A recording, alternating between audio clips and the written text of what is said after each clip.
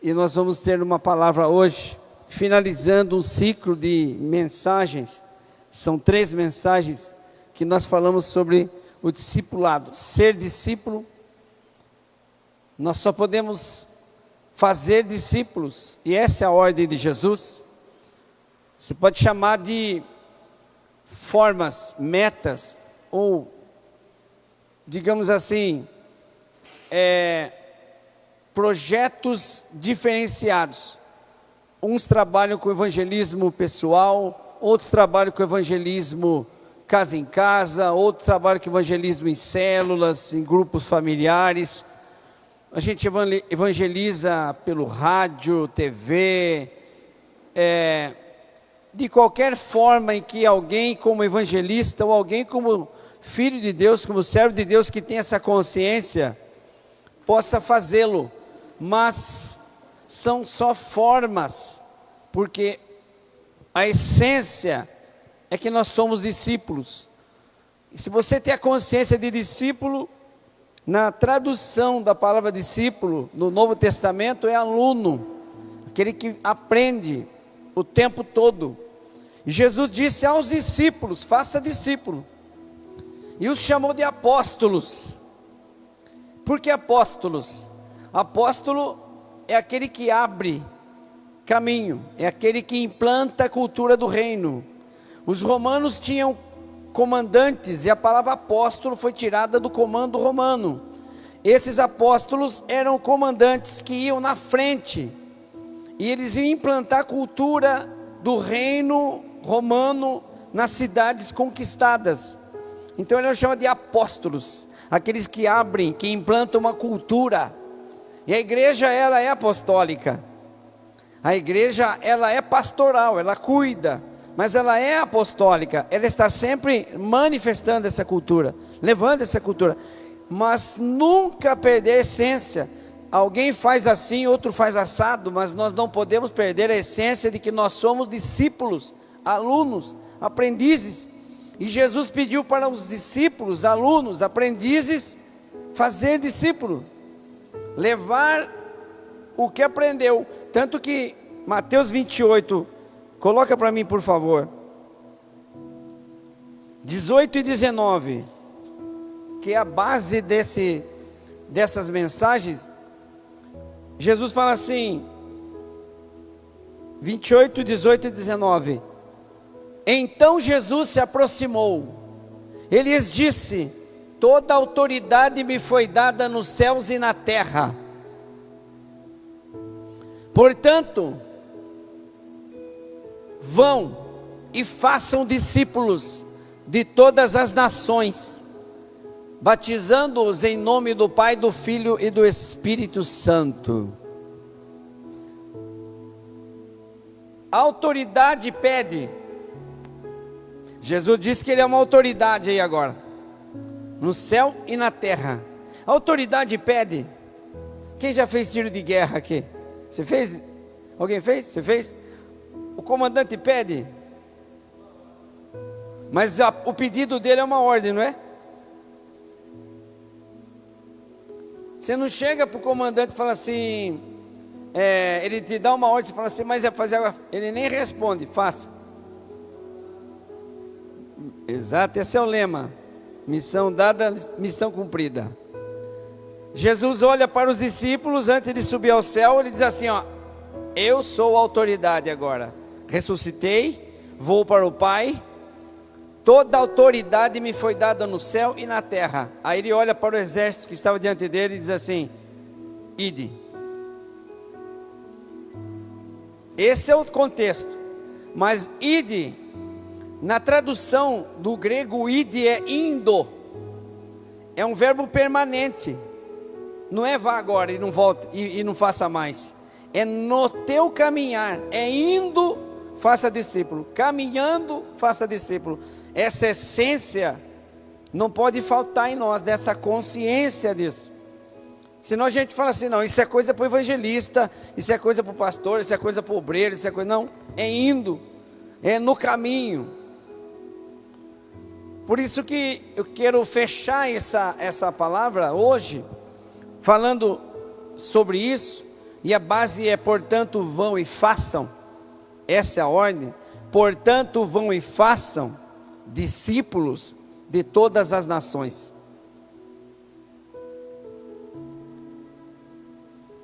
Nós não podemos alcançar todas as gerações, mas nós podemos alcançar a nossa geração. Nós somos chamados a alcançar nações, mas gerações e gerações nós não conseguimos. Nós conseguimos alcançar a nossa. Nosso chamado é para nossa, a nossa função é para nossa. Portanto vão. Então, toda pessoa que tem esse senso de propósito, do porquê você está aqui, do porquê você foi chamado, do porquê você foi convocado para esse exército, se você tem senso disso, se você acorda sabendo disso, tem consciência disso, trocou a mentalidade de simplesmente ser um membro, de simplesmente fazer parte, para alguém ativo, para alguém que age, para alguém que faz. Portanto, façam, vão e façam. O que? Discípulos, alunos, aprendizes. Tanto que ele diz assim: ensinando, não é só pregando. Então é mais do que ganhar almas para Jesus, é mais do que convidar alguém para a igreja, é mais do que você mandar um material da igreja, é mais do que você convidar as pessoas para seguir o ministério reino, é mais, é um trabalho de fazer, e fazer não é fácil, é uma construção, é um esforço, é uma determinação. Vão e façam, é um processo de maturidade, é um processo de crescimento. O nome já diz processo, é um procedimento. Começa, quem trabalha em metalúrgica aí como Michel, né? Eu trabalhei no início em metalúrgica aqui na Congerma, era a parte de custos, e eu acompanhava o processo da produção. Então tudo tem um processo, não é? Desde a chapa até o fim, saiu um tanque. Qual é o processo? Cada área fazia a sua parte. Os que faziam aí o traçado da peça, né? Aqueles que faziam os cortes, a dobra, aqueles que faziam a solda, aí passava aqueles que faziam a pintura, né? Eu estou pulando aqui, mas são processos. Então fazer discípulo também é isso. Vou fazer alguém lá na frente, que lá na frente ele vai ser útil. O tanque sai lá para ser útil. Então eu chamo alguém para Jesus, para que esse alguém, caminhando esses processos de conhecimento, de estar na presença, de cuidado, ele possa também começar a ser útil, a fazer discípulo. Aleluia. Essa é a mentalidade. Não somos chamados para fazer discípulo de todas as gerações, de todas as nações, porque Deus nos deu essa geração. E essa geração complexa está passando. Essa geração Y, né? Está vindo com força, com uma influência violenta de filosofias, mentiras, inverdades, que está desviando, e o pior de tudo, um materialismo exacerbado, um individualismo sem precedentes, o deixa a vida me levar. Eu vou conforme a vida, e eu vou me fazendo conforme a vida, e eu vou vivendo agora, vou vivendo hoje.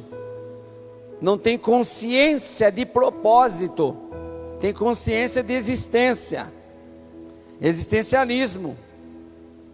Então eu vivo, e a cada dia eu vou vivendo até que isso acabe, e assim a minha essência é viver, não é consciência de propósito. Nós vivemos debaixo de uma consciência de propósito, de continuidade. Nós nos tornamos bem-sucedidos, essa é a consciência, quando nossos filhos conseguem dar continuidade àquilo que aprenderam. Isso não só na profissão, porque hoje os filhos não querem ser mais a profissão dos pais, raramente. Mas no início da nossa vida, quando a gente era, se perguntar para o Caio, né, independente do que você faz, o que você quer ser, ele vai falar que quer ser o que você faz. Ele ainda não tem a influência do que faz, do que tem para fazer. Eu olhava para o meu pai, que carregou calcário a vida toda, né, mexeu com máquina para carregadeira, e eu queria dirigir, para mim o ápice da profissão era ser motorista daquela máquina. Até que ele me colocava ali junto com ele me levava para lá, para cá, colocava a gente, não sei se a Érica lembra, a Érica é desse tempo também, Érica, colocava, a nossa alegria era colocar na concha da máquina e andar, o pai levando aquela, olha que doido, na concha daquela máquina, 3.000 e poucos quilos de toneladas ali, a gente, tudo criança sentadinho ali, e às vezes a piscina, a nossa piscina era, Michel, quando o pai enchia a concha da máquina de água para a gente brincar dentro. Olha a nossa vida, a influência era sermos iguais a ele. Então a influência do discipulador é que o seu discípulo se torne igual a ele. Mas como é você como discípulo? Como você é como discipulador? Como você é como cristão? Será que você é um exemplo? Será que você consegue fazer com que as pessoas te imitem, como disse Paulo? Então, diante disso, como essa pergunta e o texto de hoje, como eu posso fazer discípulos como Jesus? E qual é a geração que nós estamos discipulando? Como eu posso fazer isso? Uma coisa é claro, eu aprendo em Jesus. Jesus poderia ter feito tudo sozinho, mas ele decidiu escolher 12 comuns e convidá-los para uma vida extraordinária. Foi a pregação do domingo passado, pescador de homens. Nós vimos isso na vida de Pedro. Convidá-los para uma vida extraordinária, repleta de significado e propósito. Jesus não disse, você não vai ser mais pescador. Jesus vai dizer, você vai ter uma finalidade muito maior agora. O seu senso de propósito não é só pegar peixe, vender, comer e pagar as contas. O seu senso de propósito agora é você ganhar alma para o reino. Jesus trocou a finalidade e a mentalidade. Jesus então ele poderia fazer sozinho, mas ele resolveu convidar alguém. Aí tem uma frase que eu sempre falo aqui: ninguém faz nada grande sozinho. Se fizer sozinho não é grande. Então nós precisamos sim. Por que que Deus nos chama para essa grande missão, essa co-missão? O que é um copiloto? É um piloto junto com o piloto. Um cooperador, um que opera junto. Um comissionado é quem tem uma missão junto. Quando a Bíblia fala a mulher é submissa, não é que ela é menor, é que ela tem uma missão igual. Missão, ela está próxima, ela está junto. Aleluia. Elas têm a mesma, olha o que Paulo fala nessa visão. Na mesma de Jesus, eu chamo pessoas para fazê-los discípulos por 3 anos e meio e convocá-los no capítulo 28, 19, que é o último de Mateus, para que eles façam o que eu fiz. Aí Paulo, compreendendo, ele diz assim para a igreja de Coríntios, capítulo 11, versículo 1: e tornem-se meus imitadores, como eu sou de Cristo.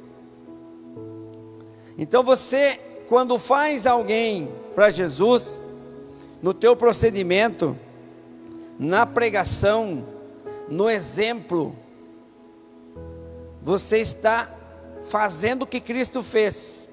Então Paulo olha para a igreja e diz assim: eu faço o que Cristo fez, me imitem a imitar a Cristo. E imitar vem do mímica. vem de, que é uma mímica? É eu fazer a mesma expressão que o outro. É uma imitação literal. É ser igual. É me tornar igual àquele que eu sigo. Pedro negou Jesus 3 vezes. E ele foi reconhecido pela escrava no pátio, onde Jesus estava sendo julgado, condenado, açoitado, na verdade. Disse: você é discípulo dele, você fala igual ele. Você, olhando para você, eu vejo Jesus. Certa vez Jesus entrou em Samaria e ele queria dormir ali, ele queria uma pousada porque ele estava cansado. Os samaritanos, na hora que viram ele, falaram: ele é judeu. E aqui judeu não dorme, porque os samaritanos não combinam com judeu. Está escrito assim no texto: porque ele tinha a aparência de quem ia para Jerusalém. Então, quem não consegue se esconder. Quem vive a imitação do modelo, que é Cristo, e Paulo dizendo: imitem, é o que o discipulador faz para o seu discípulo. Como que eu sigo a Jesus? Me imite. Olha que responsabilidade. Nós queremos levar pessoas para Jesus, e nós temos que ter responsabilidade para dizer: me imitem, porque é assim que Jesus faz. Me imite, porque é assim que Jesus procede. Me imite, porque é assim que Jesus pregava, assim que Jesus ensinava. Olha isso, tornar-se. Nós estamos nos tornando. E eu disse isso na semana passada. A proporção que as pessoas conhecerão a Jesus será a mesma que eu decido imitá-lo. O quanto eu imito a Jesus é a proporção que as pessoas conhecem a Jesus.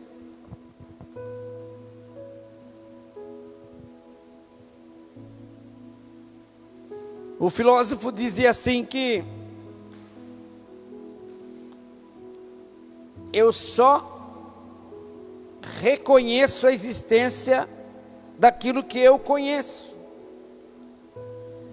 Eu não posso dizer que existe se eu não conheço. Mas nós vamos além. Nós conhecemos a Jesus pelo exemplo dos nossos pais, pelo exemplo dos nossos líderes, pelo exemplo das pessoas que vêm até hoje nos trazendo a Jesus. Nós não vimos Jesus, nós vimos quem é Jesus pelo que os apóstolos escreveram de Jesus, quem andou com Jesus. E assim a imitação, e assim a sequência. Mas qual é o foco? Olha isso. Então, se as pessoas são levadas por mim, são discipuladas por mim, para que imitem a Cristo, então todo discipulado requer relacionamento. Eu estou tratando com pessoas. Relacionamento onde uma pessoa transfere para outra uma outra vida, uma outra forma, um outro estilo. E ao fazer isso, aquela pessoa entra num processo de desenvolvimento e crescimento. Não se faz discípulo de uma hora para outra.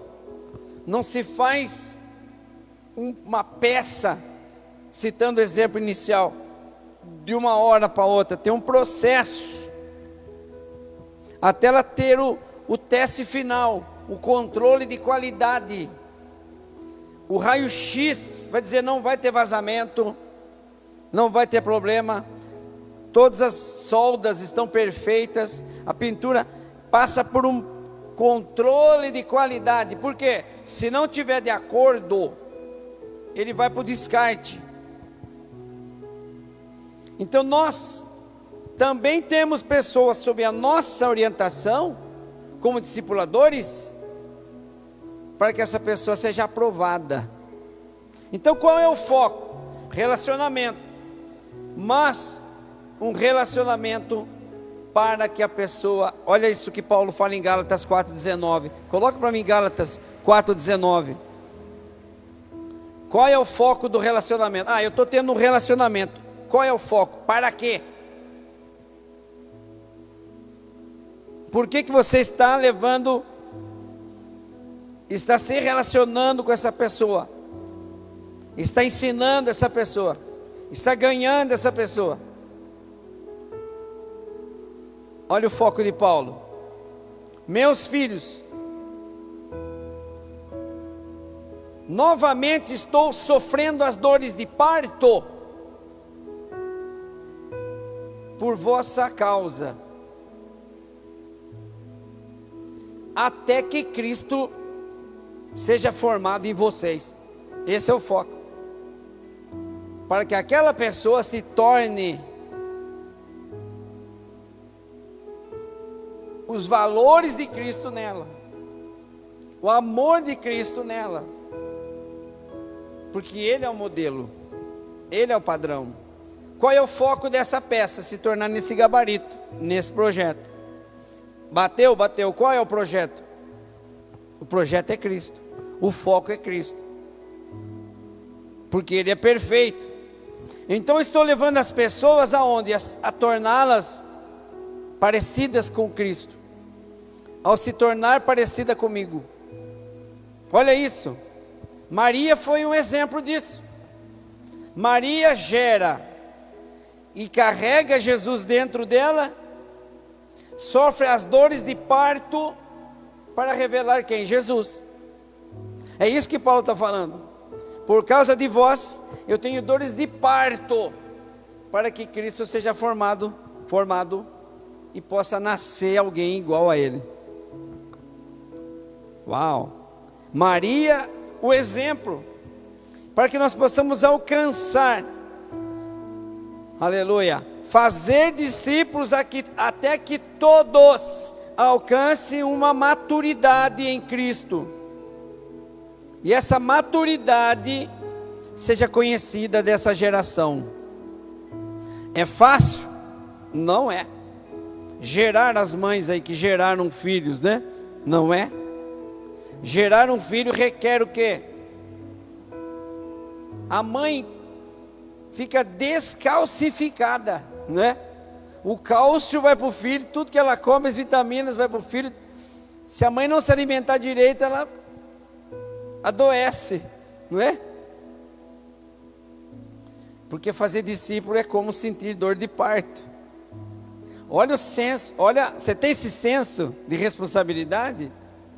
Ou não, eu quero ir para a igreja, quero ter uma carteirinha de membro lá e não quero nem saber do resto, do que está acontecendo à minha volta. Não, eu tenho que ter esse senso de responsabilidade. Eu tenho que ter esse senso do meu compromisso. E Ele te deu essa geração. Mas como fazer discípulos hoje? Com todas as dificuldades dessa geração. Os pais estão perplexos, as autoridades estão perplexas, as famílias, para que essa geração nova, essa geração que está, tenha valores, seja menos individualista. Estão na mesma casa, no mesmo espaço, mas não comunga, só habita, não compartilha. Eu vivo a minha vida, aleluia. Então a primeira coisa que eu destaco aqui, eu queria que colocasse Lucas 6, por favor. Lucas 6, ou Lucas, colocou Lucas 12.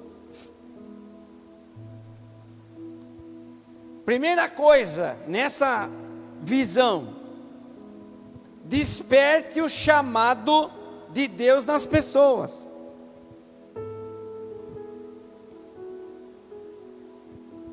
Desperte o chamado de Deus nas pessoas. Olha isso. Num daqueles dias, o 12 e o 13. Em um daqueles dias, Jesus saiu para um monte, a fim de orar. E passou a noite orando a Deus. Para quê?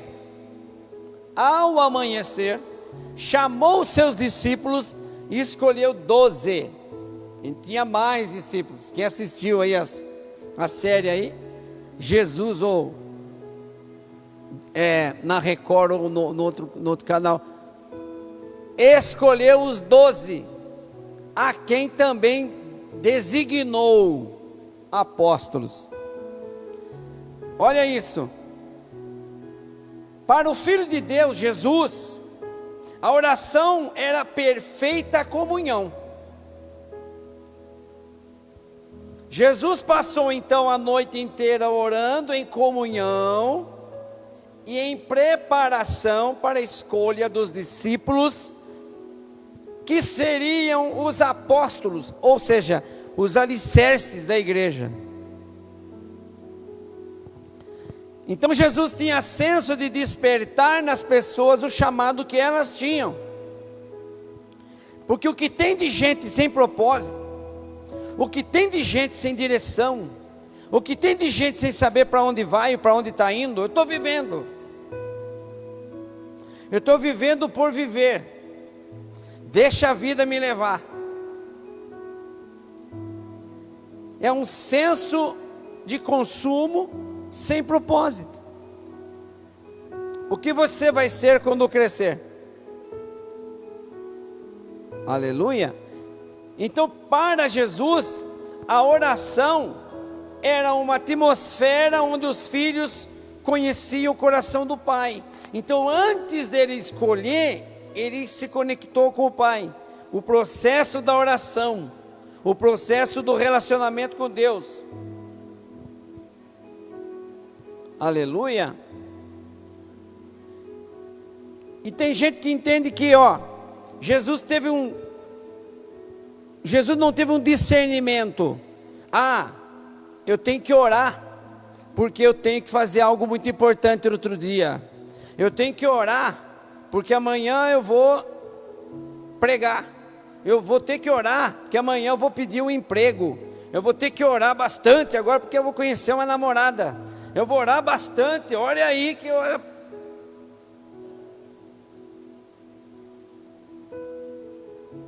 O que fazia Jesus orar era a influência da presença de Deus nele, revelando as coisas espirituais na realidade terrena. Então, não é discernimento como uma habilidade. Eu sou habilidoso. Deus está me dando discernimento. Não era isso só. Era o quê? Um discernimento pela influência da presença permanente de Deus na vida dele. Ele orava porque ele orava sempre. Ele buscava porque ele buscava sempre. Não é uma doutrina, antes de fazer qualquer coisa, fique a noite inteira orando. É uma vida de propósito, de oração. Maria, quando falou, olha, o meu irmão Lázaro está doente, o texto fala, ela é a mesma que quebrou o vaso. Então, meu estilo de oração, meu estilo de vida, de leitura da palavra, meu estilo de vida, de processo, de me tornar parecido com Jesus, é algo natural. O sobrenatural se torna natural. Agora eu vou jejuar, porque agora eu estou com um problema de saúde. Agora eu vou orar, porque agora o meu salário baixou. Agora eu vou orar, porque... Não, é um senso. A presença de Deus te dá isso. Deus não vai olhar para você com um carinho maior se você falar, eu vou jejuar 40 dias e 40 noites. Você tem que ter um estilo de oração. Aliás, se você nunca correu e você vai fazer uma São Silvestre, a probabilidade de você ter um infarto é 100%. Não é, Michel? A maioria dos infartos aí dá porque o cara corre de fim de semana. É o jogador de fim de semana. É a semana inteira sem andar 10 metros. Aí chega no final de semana, ele vai no joguinho da família. O coração está travado. Então, assim como na vida atlética, biológica, o exercício da vida espiritual requer treinamento. Então desperta como? As pessoas olhando para você e influenciar ela por uma vida de relacionamento com Deus, uma vida de propósito com Deus, despertar nas pessoas aquilo que Deus quer que elas sejam. E o que a gente vive hoje? O contrário de Mateus 4,4. Coloca Mateus 4,4 aí. Aleluia. Mateus 4,4 está escrito assim: Jesus respondeu: está escrito, nem só de pão viverá o homem, mas de toda a palavra que procede da boca de Deus. Isso é senso de propósito, mais do que senso de existencialismo. O que é o existencialismo? É eu viver por viver. Eu existo. A essência é existir. Eu não tenho, o meu propósito eu vou construindo dia a dia, e aí seja o que eu quiser. Essa geração está sendo influenciada por isso. Deixa a vida me levar, não tem noção do propósito. E o que cabe em nós, o que Jesus fez aqui com os discípulos, ele ora a noite toda, ele tem um propósito de alcançá-los e estabelecê-los como uma visão apostólica. Tira da visão do pescador simplesmente e coloca neles uma visão de propósito. Você não está aqui só para pescar. Aleluia. Você está entendendo? Diga glória a Deus se estão entendendo. Aleluia. O Filho de Deus precisou, olha isso, reconhecer a voz do Pai na oração. Quando ele aprende a ouvir a voz de Deus na oração, ele passa a ministrar as pessoas. É o senso de ouvir o que o Pai tem a ver, o Pai tem a dizer, relacionamento com o Pai. Aleluia. O que sustentou Jesus na tentação do capítulo 4 que nós lemos agora, foi a voz do Pai. Como que eu vou fazer discípulo se eu não ouço a voz do Pai? Pode ser teólogo, telolólogo, pode ser o que você quiser, pode ser o mestre, mas eu não tenho relacionamento com Deus. Aleluia. Jesus reconheceu, ele disse assim para o diabo lá, ó, se tu és filho de Deus, aleluia, ele diz assim, ó, nem só de pão vive o homem, mas de toda a palavra que sai da boca de Deus. Algumas horas antes, o Pai abre o céu quando ele entra nas águas, e o Pai fala, este é o meu filho. Aquilo transformou o coração dele. Então quando você aprende a ouvir a voz de Deus, aleluia, você começa a depender dele, você começa a ministrar a partir dele. Aleluia. Mateus 3,17 está escrito assim, ó, então uma voz do céu disse, este é o meu filho amado, em quem me agrado. Ele ficou com aquela palavra. Senso de propósito. Então, primeira coisa, relacionamento com o céu, para que você possa imprimir no seu discípulo, ou em quem você pretende alcançar, essa dependência do céu, essa dependência de ouvir a voz de Deus. Aleluia. Não perca esse senso. Não é a sua habilidade, não é os seus conhecimentos gerais da natureza humana, mas é o teu relacionamento com Deus que te dá suporte para que as pessoas sejam levadas para o caminho correto. Aleluia. As pessoas não ouvem quem não tem relacionamento com Deus. Está cheio de mestres, pregadores, está cheio de coaches dizendo palavras lindas. Mas vem do que? Da técnica, do conhecimento científico, das habilidades.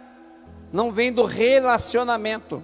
Então, quer fazer discípulo, quer tratar alguém, quer levar alguém para o Senhor Jesus, o primeiro passo é você ser conhecido e ouvir o Pai.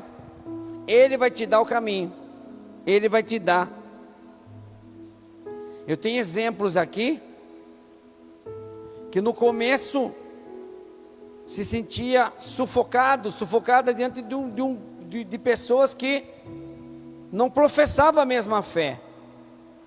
Mas a influência sua levou e leva com que as pessoas hoje entendam que você tinha razão, embora não confessem. Porque você manteve-se pronto, manteve-se permanente. Eu comecei a dar uma assessoria num lugar, e o menino falou assim: eu sou espírita e eu faço trabalho no Candomblé, 20 e poucos anos. Aí eu falei: por quê? Ele falou: porque está na moda você viver um sobrenatural aí. Eu falei: então eu preciso ensinar você a viver o sobrenatural. Ah, o senhor é pastor, né? Eu falei: eu sou discípulo, eu estou aprendendo. E nessas conversas do almoço, nessas conversas e nos exemplos do trabalho, eu fui lá essa semana, ele falou assim: eu estou indo na igreja Sara Nossa Terra, não estou mais indo no Candomblé. Uau! Ele falou isso no meio de 6 pessoas, um menino de 20 e poucos anos. Falou: pastor, eu estou indo na igreja, estou me sentindo tão bem. As pessoas ficaram assim olhando para ele, porque ele é o diretor, né? Ele é o chefe. Atrás da mesa dele tinha umas imagenzinhas do Pai João, não sei quem, vela, cigarrinho, todas aquelas historinhas, aquelas coisinhas que tem gente cheia na casa achando que você vai dar vida, você vai só trazer morte. Não pelo gesso, pela imagem, mas pela tua fé naquilo. Aí hoje ele mudou de sala, melhorou o ambiente e não tem nada mais. Uau! Influência. Eu não botei o dedo na cara dele, não falei que ele era idólatra, não falei nada. Idólatra é um monte de crente que está dentro das igrejas hoje, está cheio de gente idólatra. Idolatra tantas coisas que a gente acha que é imagem, não tem nada a ver com imagem. Idolatria hoje está dinheiro, egoísmo e etc. Omissão e outras coisinhas mais, né? Aleluia. Ensine, coloca João 17 para mim. Eu vou terminar no horário, falta 5 minutos. Como que você vai influenciar alguém se você não tem uma vida de relacionamento com Deus? Por isso que um dia você está no fogo, outro dia está na água.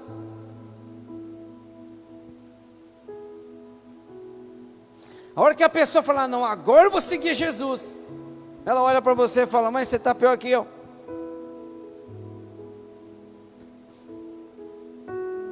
Aleluia. Agora eu vou para a igreja, não está pior que eu. Que Jesus que muda o quê? Aí você fala: não, eu não bebo, não fumo, bababá. E daí? Você é só um cara normal. Você está cuidando do seu pulmão. Tem nada a ver com Jesus isso aí. Você só está cuidando da sua saúde e de um problema social até na sua casa e com as pessoas. Você não foi feito para cigarro e fumaça. Você não foi feito para encher seu corpo de álcool no lugar de sangue. Não tem nada a ver com Jesus isso aí. Isso tem a ver com querer ter uma vida correta, de saúde saudável para cuidar da sua família. Só isso. O meu testemunho é: eu fazia isso, só que agora continuo fazendo coisas muito piores do que isso. Os pecados sociais, né? E os que não são tão sociais. Então ensine pelo exemplo. Assim como me enviaste ao mundo, eu os envio ao mundo. Em favor deles eu me santifico, para que também eles sejam santificados pela verdade. Jesus nunca afirma quem ele era, porque o seu exemplo denunciava quem ele era. Em muitas ocasiões, não conte para ninguém: tu és o Cristo, tu disseste. Por que diziam que tu és o Cristo? Pelo que ele era. Não adianta dizer eu sou gospel, eu sou pastor, eu sou não sei o que. Não, as pessoas vão conhecer pelo que você é, não pelo que você fala. Aleluia. Jesus nunca afirmava quem ele era. Pedro disse que ele era o Filho do Deus Altíssimo. Falou: foi o Pai que te revelou. Porque o exemplo dele denunciava. O teu exemplo denuncia quem você é?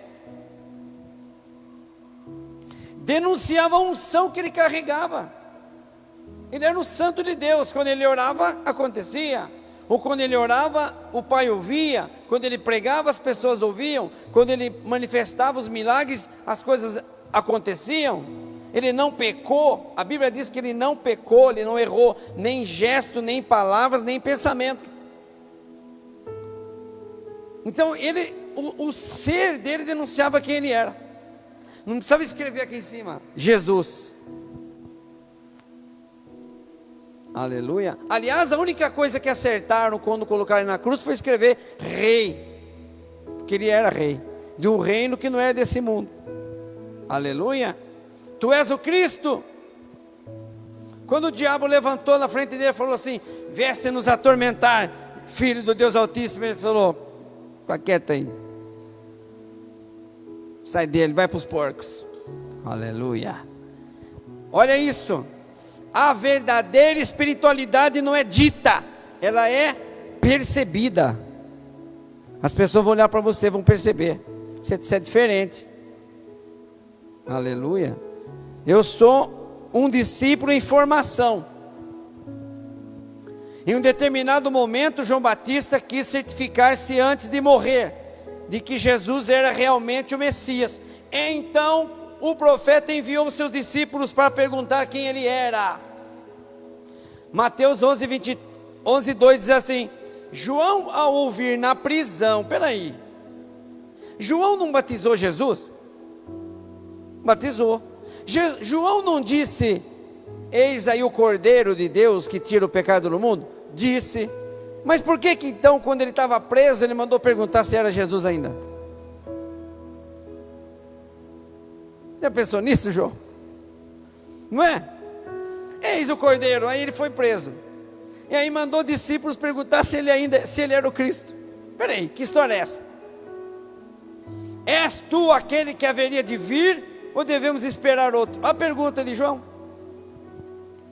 A resposta de Jesus. Jesus não falou eu sou ele. Jesus falou assim: voltem e fale para João o que vocês estão ouvindo e vendo. Um exemplo.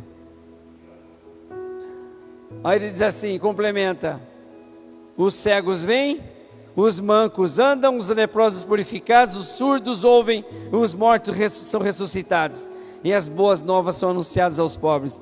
Ele pegou Isaías 61, o Espírito do Senhor é sobre mim, pois me ungiu. Aí ele falou assim: está acontecendo, João. Fala para o João que está acontecendo isso. Sabe o que aconteceu? Os discípulos de João voltaram e contaram para ele na prisão: ó, nós vimos isso. Nós ouvimos isso. Ele falou assim: então vai lá e siga ele. É ele. Uau! É o exemplo. Aleluia! Olha o que Moisés fala sobre isso, em Deuteronômio capítulo 6. Foi isso que eu falei para vocês. Deuteronômio é a leitura da lei. Você vê que quem leu a Bíblia, está lendo a Bíblia, e Deuteronômio repete as outras, Levítico, por exemplo, repete tudo. Parece que você está lendo de novo. E é justamente isso, quando ele está no deserto, ele repete a lei. É Deuteronômio. E ele fala aqui assim: foi isso que eu lhe falei para vocês, enquanto vocês estava com vocês. Era necessário que se cumprisse tudo que a meu respeito, estava escrito na lei de Moisés, dos profetas e dos salmos. Então abriu o entendimento deles. Palavras motivadoras são como um barco de casco furado. Nós precisamos de palavras reais, de ensino. Nós precisamos nos alimentar da verdade. O barco furado parece que salva, mas no fim você vai afundar. Motivação é diferente de evangelho. Motivação, diga viva, o evangelho diz morra. Aleluia. A motivação diz assim: você pode. O evangelho diz: sem mim nada podeis fazer. A motivação fala assim: você é forte. O evangelho diz: quando eu sou fraco é que eu sou forte. O evangelho, num tempo hoje do realismo, onde a verdade parece estar perdendo a vez, porque cada um tem a sua verdade, estão anunciando a palavra. Olha só, estão anunciando as verdades deles, não as verdades eternas do Pai, que é da palavra de Deus.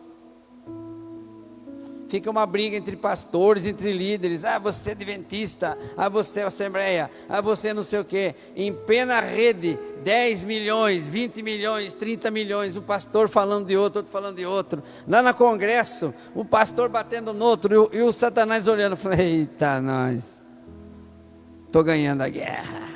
Não está não. Aleluia.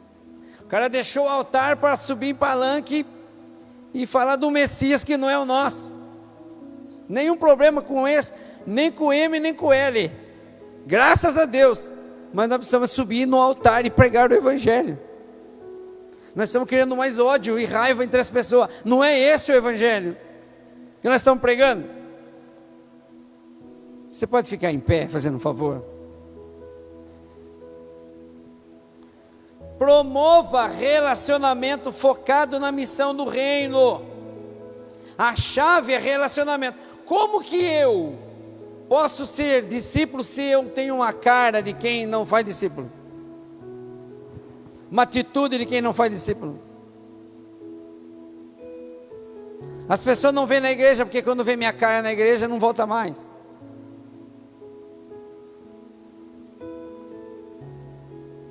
Não é? Mas é relacionamento, que jeito? Como diz o Marco Feliciano, né? Parece que quem tomou vinagre em lugar de água, foi batizado num pote de vinagre. Aleluia. Acorda de manhã, ó céu, ó vida, ó desgraça, quem inventou o trabalho? Aí chega lá no trabalho, veste roupa de crente e diz assim: paz esteja nesse lugar, aleluia.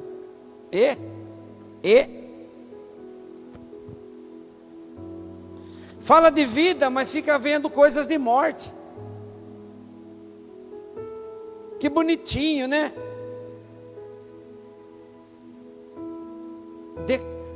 Tirando a cabeça não sei de quem, espada não sei na onde. E como que eu estou aqui? Aleluia, oh glória. Não é discípulo, é carnal. Aí vem pedir ajuda? Não, vai orar, vai buscar, você já sabe o caminho. Relacionamento. A chave para fazer discípulo é relacionamento. Podemos encontrar dificuldades, mas o tempo vai passando e nós vamos mudando, transformando. Aleluia. Difícil é amar o próximo, você sabia? Porque quando se trata de relacionamentos, os primeiros problemas é dentro de casa. O difícil é amar o próximo. Amar quem está longe, que quem está longe não incomoda.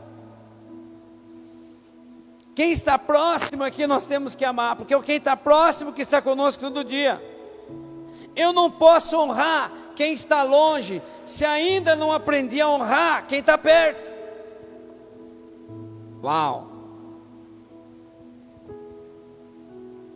Na igreja eu sou santo, santo, santo, mas em casa eu sou um capeta. Não tem como. Aí eu prego, aí eu sou da mídia, aí eu danço. E daí? Você é crente 1 hora por domingo, mas é um capeta 23 horas. E aí? Não que você é ele, mas você está fazendo o que ele faz. Promove contenda, promove discussão, promove desencontro. Promove o que é pior. E aí, como você não tem estrutura mental para suportar a sua própria mentira, você se desaba. Porque as pessoas estão olhando para você e falam, eu esperava mais de você.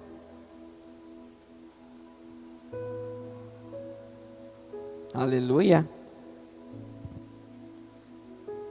A temperatura da nossa virtude e maturidade espiritual está na qualidade dos nossos relacionamentos. Escreva essa frase aí.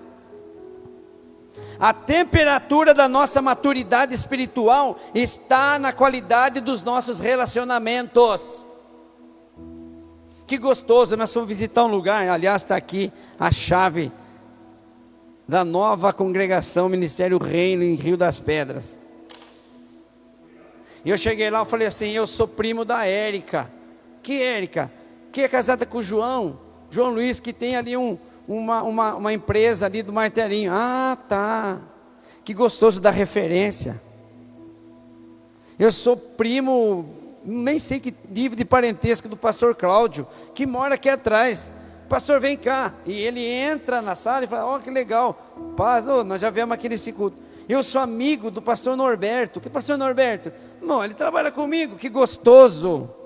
Você dá referências. E você vê que teus relacionamentos mostram maturidade espiritual, qualidade. Você não pode acessar revelação sem relacionamento. Não faz sentido, até notei, tentarmos ter conhecimento de Deus sem desfrutar de um relacionamento íntimo e pessoal com Ele. Não adianta eu decorar a Bíblia. Jesus não veio restaurar uma religião, porque não foi isso que foi perdido. No Éden, Ele veio restaurar o relacionamento. Isso foi perdido no Éden. Você pode fechar os olhos, eu vou orar. Quer mais? Uma coisa que os discípulos de Cristo precisam aprender hoje. Além de oração, relacionamento com Deus. Aleluia. Além de você ser exemplo e modelo para quem você está discipulando, ganhe pelo exemplo, desenvolver a cultura do sobrenatural. Eu sempre prego isso. Saia daquilo que é raso. A Bíblia diz que ele reuniu os 12 e disse, eu vos dou poder. Nós não estamos entendendo isso. Eu vos dou poder e autoridade. Você tem poder e autoridade. O reino de Deus não consiste em palavras. Coríntios 4:20. O doutor Paulo, teólogo, disse, o reino de Deus não consiste em palavras, mas em poder. Poder do céu. Eu suporto o meu chamado pelo poder, pela minha carne, eu não suporto. Eu suporto vir na igreja pelo poder. Eu suporto lá fora pelo poder. Eu suporto ser o discípulo pelo poder. Pela minha própria vontade, minha carne. Eu não queria isso. Eu sou pelo poder que está em mim, o Espírito Santo que está em mim, porque o mundo é uma oferta aberta ao pecado, ao existencialismo. Coma e beba, porque amanhã nós vamos morrer mesmo. Mas há um poder que está em mim, aleluia, me traz essas marcas de Cristo. Diante de uma geração cética, fria, materialista, individualismo, a resposta é o sobrenatural de Deus. Venha conhecer. Foi o que eu falei para o moço lá, que trabalha lá comigo. Eu sou isso porque eu gosto do sobrenatural. Eu falei, venha conhecer, venha andar com Jesus para você ver o que é sobrenatural. Feche os seus olhos. Aleluia. Capacite as pessoas para que elas vivam esse sobrenatural. Ame aquelas pessoas que estão à sua volta, pela exortação, pelo ensino. Hoje todo mundo quer ouvir um mamão com açúcar, um mamão com mel. Eu não quero ser exortado. Pastor, não me ama mais. Sabe o que você tem que fazer para Deus amar você mais? Nada. Sabe o que você tem que fazer para Deus amar você menos? Nada. Ele ama. O pastor ama. A pastora ama. O líder ama. Aleluia. Não duvide disso. O dia que eu não fizer isso por amor, eu entrego tudo, ó. Paro. Aleluia. Olha esse texto. Ame por meio da exortação.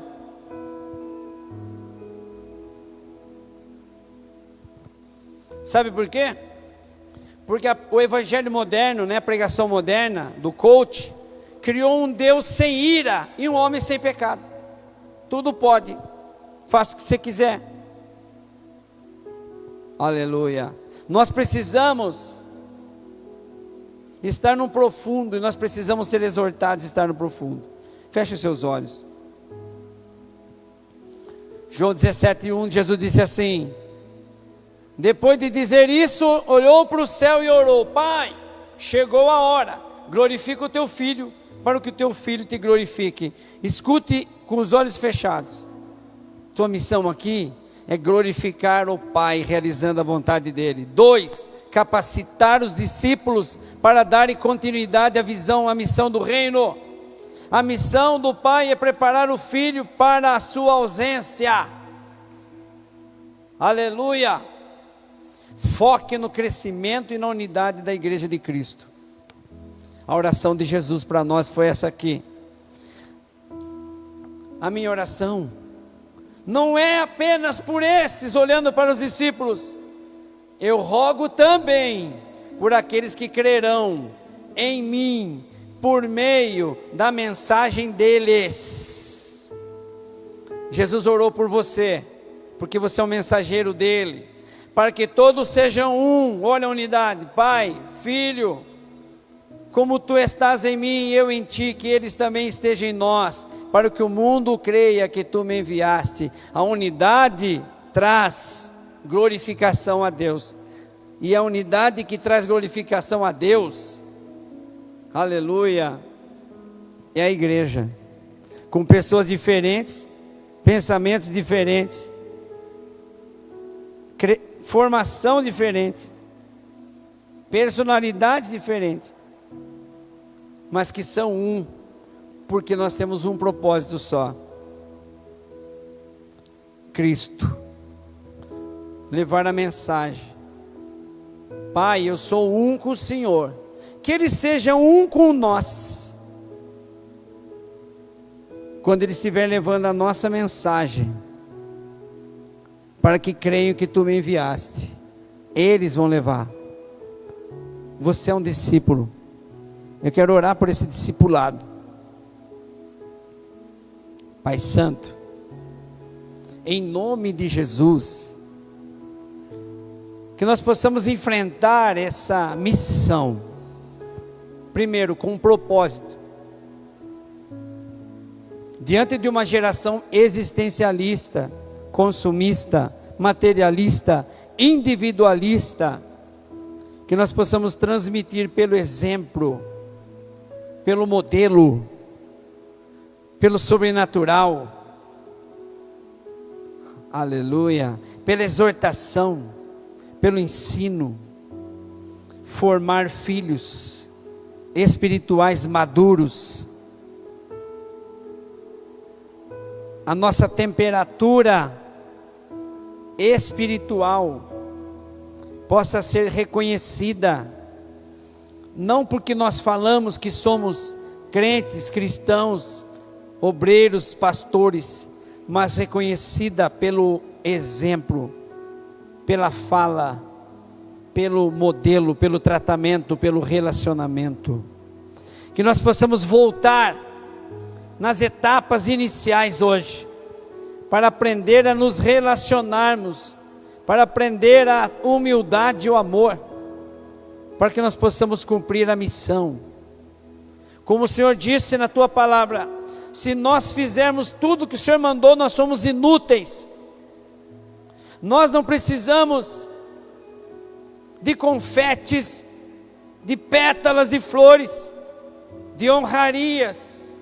Nós não precisamos que o nosso nome seja marcado em placa nenhuma, porque a nossa missão é ser igual ao Senhor, que deixou de ser Deus, deixou o poder da deidade, não de ser Deus, deixou a estrutura da deidade para se transformar numa estrutura biológica de homem.